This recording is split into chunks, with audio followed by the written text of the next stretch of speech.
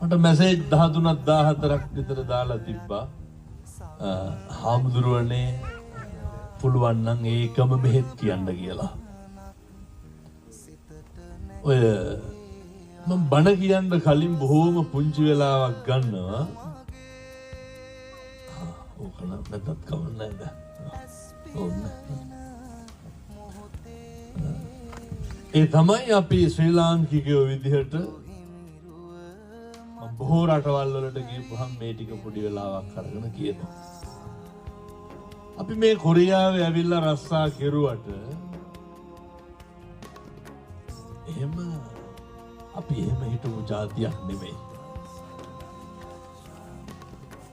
නායක හාමුදුරුවනේ අපේ ලංකාවේ අතීතය ගත්තාම දෙවියන්ගේ හාමුදුරුවෝ පූජානන්ද දොඩවනවා කියලා හොඳ